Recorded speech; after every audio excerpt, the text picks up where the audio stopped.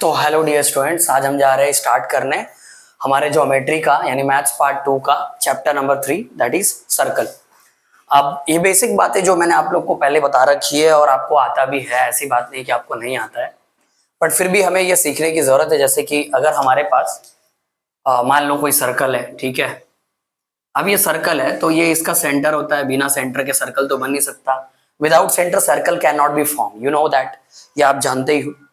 और यहाँ पर ये जो आप देख रहे हो, ये बाहर जो पार्ट है, ये बाहर वाला पार्ट है। फॉर एग्जाम्पल मैंने एक वायर लिया है और इस वायर को ही ऐसा गोल करके, मतलब ये जो वायर था इसे हमने गोल करके इसे एक सर्कल बना दिया। तो जो वायर है ना, वायर, ये तार, ये इसका सरकमफेरेंस हो जाएगा, बाहर का पार्ट। तो इसको हम लोग सरकमफेरेंस बोलते हैं। जैसे कि आप यहाँ पर डायग्राम में देख रहे हो, इसको हम क्या बोलते हैं, सरकमफेरेंस, ठीक है। उसके बाद इसका नाम तो आप जानते हैं कि इसे हम सेंटर बोलते हैं। इस बात से तो आप बहुत पहले से ही फैमिलियर हो कि जो सेंटर में होता है उसे हम क्या, वो जो ये सेंटर है जिसके थ्रू हम सर्कल को ड्रॉ करते हैं, एक पॉइंट को लेकर के अज्यूम करके एक सर्कल ड्रॉ किया जाता है, वो क्या है हमारे पास, सेंटर है, ठीक है।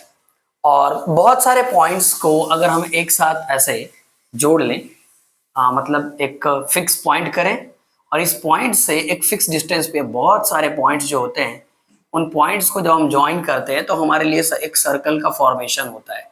करेक्ट है ना। इनफाइनाइट नंबर्स ऑफ पॉइंट्स है जिनको हम एक ऐसे अरेंज करते हैं और जाकर के हमारे पास ये सर्कल तैयार होकर के मिलता है। या आप पहले से ही फैमिलियर उस बात से।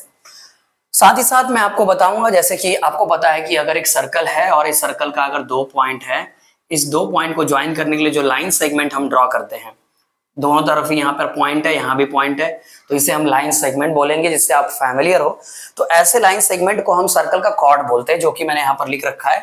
देखो, मैं इसका नेमिंग भी कर सकता हूँ, जैसे कि ये ए हो गया और ये बी हो गया। तो यहाँ जो ए बी है वो रिप्रेजेंट क्या कर रहा है, सर्कल का कॉर्ड, ये आप जानते हो पहले से। और ये बहुत ही अमेजिंग चीज है इसे सीखना, क्योंकि आप देख रहे हो सर्कल के एक पॉइंट से दूसरे पॉइंट पे जो ये जा रहा है, ये लाइन, इसको हम लोग कॉर्ड कहते हैं। या आप पहले से ही फैमिलियर हो। बच्चा पार्टी, सही बात है ना। चलो ठीक है, आगे बढ़ते हैं। अब आपको पता है कि ये क्या है बच्चों, सेंटर।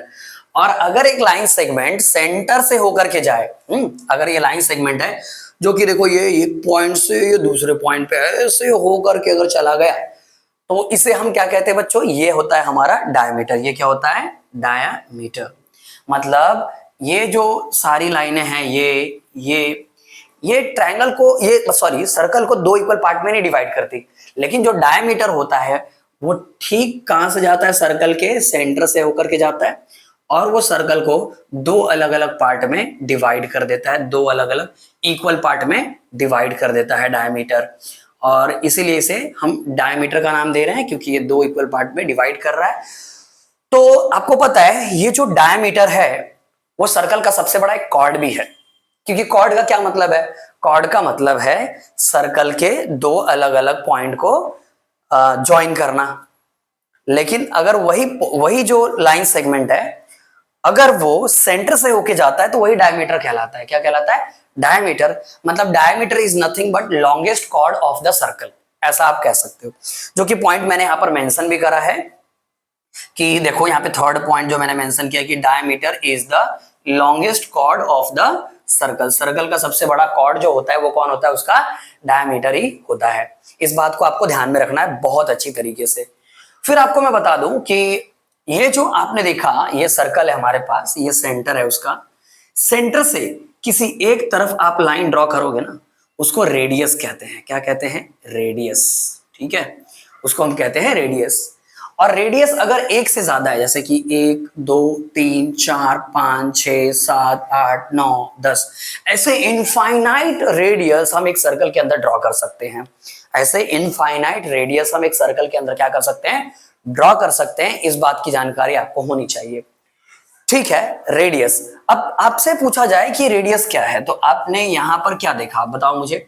आपके पास एक सर्कल है, आपके पास एक सर्कल है, ये उसका सेंटर है, और सेंटर से किसी भी एक तरफ जाइए और उसके सरकमफेरेंस को टच कीजिए।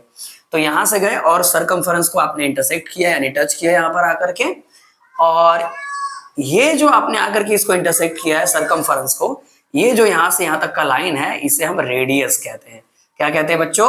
रेडियस ही कहते हैं। और ऐसे इनफाइनाइट रेडियस हम एक सर्कल के अंदर क्या कर सकते हैं? ड्रॉ कर सकते हैं। इस बात की आपको जानकारी होनी चाहिए। चलिए आगे बढ़ते हैं। अब हमारे पास है कि मैं आपको एक बात बता दूं कि रेडियस जो होता है, कौन? रेडियस।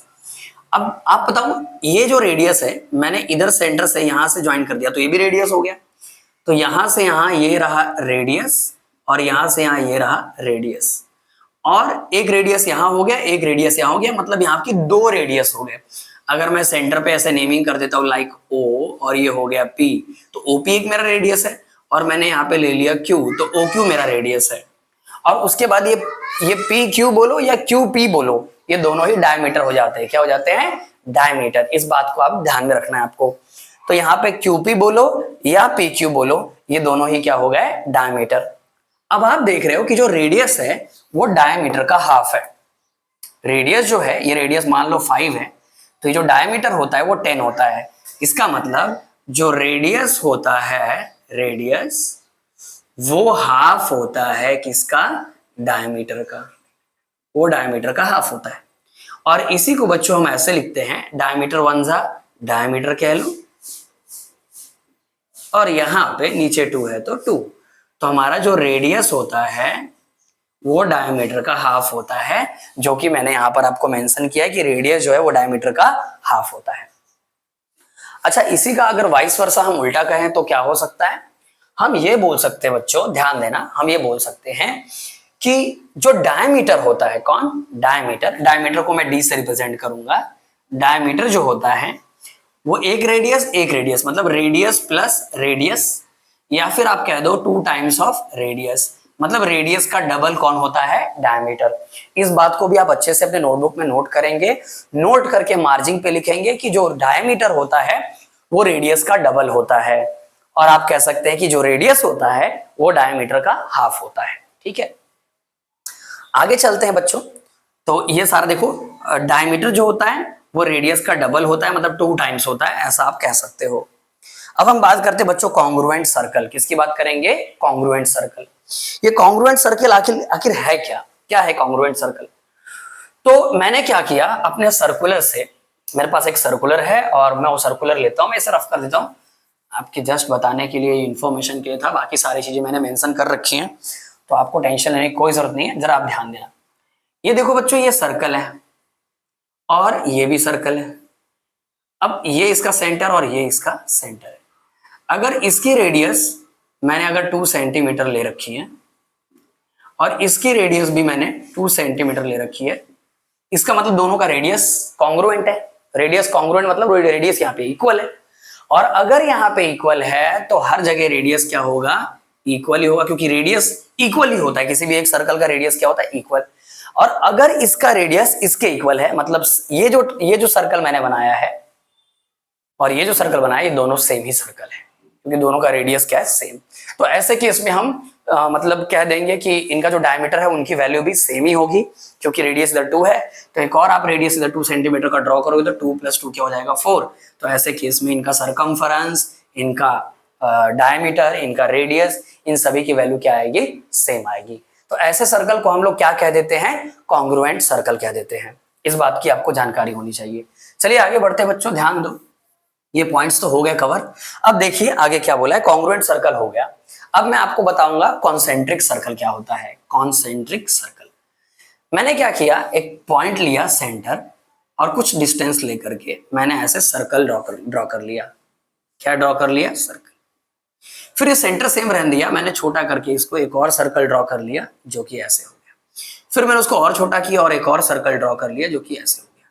तो आप देख रहे हो इस हर बार में आप देख रहे हो कि सरकमफेरेंस छोटा हम कर रहे हैं, लेकिन सेंटर हम चेंज नहीं कर रहे, सेंटर हमने सेम ही रखा है। इस बात की आपको जानकारी होनी चाहिए। और अगर ये सेंटर हमने सेम रखा है तो ऐसे केस में देखो, यहां से इसका ये रेडियस है और इसकी रेडियस ये है और इस सबसे लास्ट वाले की रेडियस ये है, मतलब रेडियस बढ़ता जा रहा है, और रेडियस अगर बढ़ रहा है तो सरकमफेरेंस भी क्या हो रहा है? बड़ा हो रहा है, लेकिन सेंटर हम चेंज नहीं कर रहे हैं। और ऐसे केस में जो सर्कल बनता है उसे हम कॉन्सेंट्रिक सर्कल कहते हैं।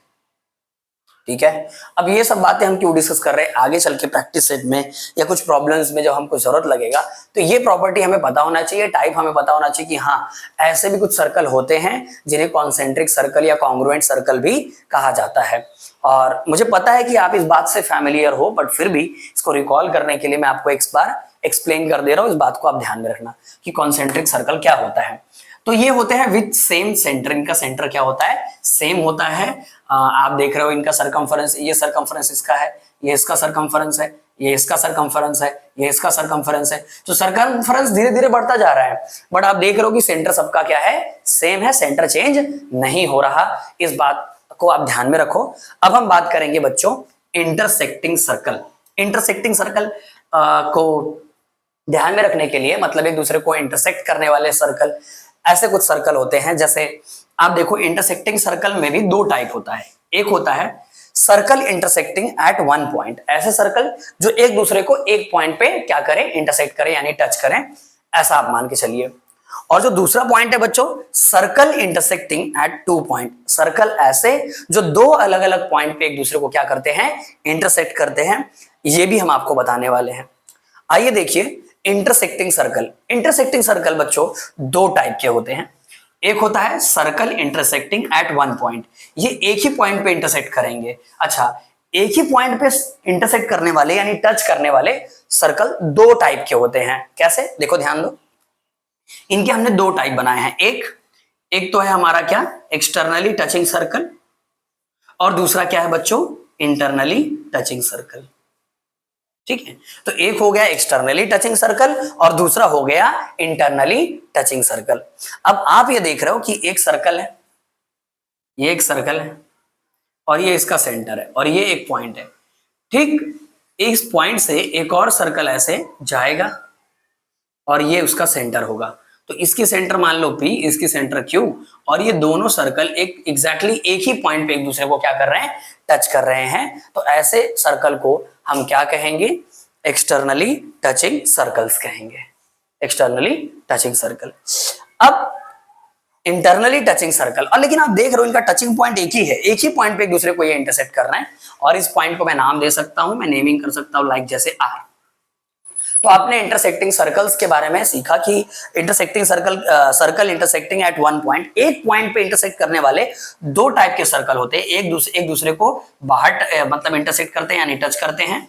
और जो दूसरा होता है, जैसे कि हमारे पास ये सर्कल रहा और इस सर्कल में आप देख रहे हो कि इसमें हमने एक रैंडमली एक पॉइंट चूज किया और उस पॉइंट से देखो आप एक और सर्कल ऐसे जा रहा है। तो ये बड़ा सर्कल और ये स्मॉल सर्कल जो दोनों आपको दिख रहे हैं, इसके भी सेंटर होंगे और इसके भी सेंटर अपना अपना खुद का सेंटर होगा।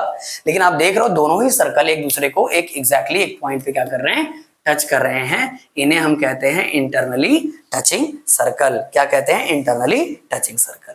और ये क्या हो गया, एक्सटर्नली टचिंग सर्कल। अब इंटरसेक्टिंग सर्कल दो टाइप के होते थे, जिसमें हमने circle intersecting at one point, एक पॉइंट पे।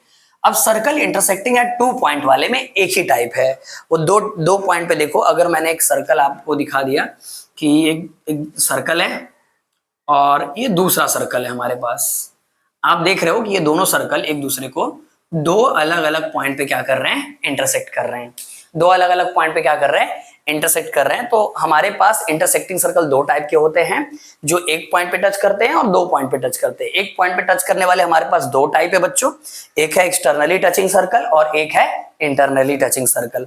और जो circle intersecting at two point, जो दो पॉइंट पे टच करते हैं, वो हमारे पास एक ही टाइप है उसमें। और ये आप देख रहे हो उसका डायग्राम कैसे बन सकता है, ये देखा हम लोगों ने कि दो अलग अलग पॉइंट, जैसे कि ये पॉइंट P है और ये पॉइंट Q है, ये इनके अलग अलग डिफरेंट सेंटर है और दूसरे को टच कर रहे हैं। ठीक है, अब इन सब के बारे में मतलब कुछ इसके नॉलेज से रिलेटेड जो चीजें मैं नोट करा रखा है कि अगर आपसे कोई पूछे कि कॉन्ग्रुएंट सर्कल क्या होता है, तो आप बता देना कि सर्कल हैविंग सेम रेडियाई। देखो बच्चों, एक होगा तो रेडियस होगा, वो होता है सिंगुलर, और एक से ज्यादा रेडियस की जब हम बात कर रहे होते तो हम लिखते हैं रेडियाई। ठीक है, क्या लिखते हैं, रेडियाई। तो ऐसे दो अलग अलग सर्कल है, इनको ही हम कॉन्ग्रुएंट सर्कल बोलते हैं। तो हम कहेंगे कि सर्कल हैविंग सेम रेडियाई, ऐसे सर्कल जिनका रेडियाई क्या है, सेम। जैसे ये 5 सेंटीमीटर है तो ये भी क्या है, 5 सेंटीमीटर है, दोनों की रेडियस 5 सेंटीमीटर है। तो having same radii then they are called congruent circle. तो ऐसे केस में इन दोनों सर्कल को हम क्या कहेंगे, कॉन्ग्रुएंट सर्कल का नाम लेंगे। आप इस बारे में ध्यान में रखो कि कॉन्ग्रुएंट सर्कल हम कैसे कहेंगे, ठीक। वो हो गया। फिर सेकंड हो गया कॉन्सेंट्रिक सर्कल। इसका अगर डेफिनेशन कभी आए या फिर आपको एमसीक्यू वगैरह में पूछ सकता है एग्जाम में। और अगर कोई सर्कल है एक ही पॉइंट पे टच कर रहा है तो उन्हें हम क्या कहेंगे, externally touching circle, internally touching circle क्या कहेंगे, वो डायग्राम को देख करके आपको बताने के लिए भी आ सकता है, एमसीक्यू में पूछ सकता है। तो आपको इस बात को ध्यान में रखना होगा। अब कॉन्सेंट्रिक सर्कल के बारे में बात कर रहा था मैं कि circle which are having same centre, ऐसे सर्कल जिनका सेंटर क्या है, same, then they are called concentric circle. तो ये देखो, ये सर्कल, ये सर्कल, ये सर्कल, ये सर्कल, तो circles which are having same centre, ऐसे सर्कल जिनका सेंटर क्या हो, सेम हो, उन्हें हम कॉन्सेंट्रिक सर्कल कहते हैं। इस बात को आप बहुत अच्छी तरीके से अपने नोटबुक में नोट कर लीजिए। अगले क्लास में फिर से हम लोग वापस से नए तरीके से लेके आते हैं। फिलहाल आप इसको नोट कर लीजिए अच्छे से। आई होप सो आपको दिख रहा होगा बढ़िया तरीके से, आप इसको नोट कीजिए। Thank you.